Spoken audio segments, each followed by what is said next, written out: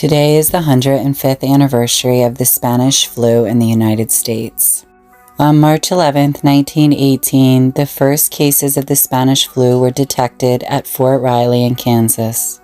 The first of the 4 waves of the virus mainly impacted military personnel, so the outbreak was overshadowed by more pressing current affairs like Prohibition, World War I, and the suffragette movement. By May of 1918, cases in the U.S. began to subside, but the virus was carried by soldiers on ships to France, where it struck both the Central Powers and the Allied forces equally hard. Though the virus had different names depending on the country you were in, whether you had the 3-day fever, the purple death, or the sandfly fever, the symptoms were the same. It started like any flu with a sore throat, chills, and fever, but then it ravaged the lungs. Quickly, sometimes within hours, patients succumbed to complete respiratory failure, with lungs so full of fluid that they literally drowned.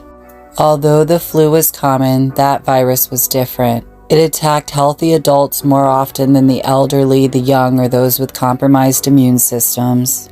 And the virus mutated so much and so fast that scientists were unable to isolate it and create and distribute an effective vaccine.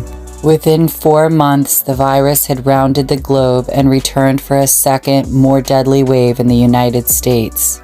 During the winter of 1918 and 1919, New York City buried 33,000 victims and Philadelphia buried 13,000 in a matter of weeks. Cities ran out of coffins, the dead were left in their homes for days, and thousands of Americans were either left orphaned or without a family breadwinner, leading to increased poverty, which only helped the virus spread faster. Life in much of the United States came to a standstill. Schools, saloons, theaters, and restaurants were closed. Large gatherings, including church services, were prohibited, and those thought to be infected were quarantined.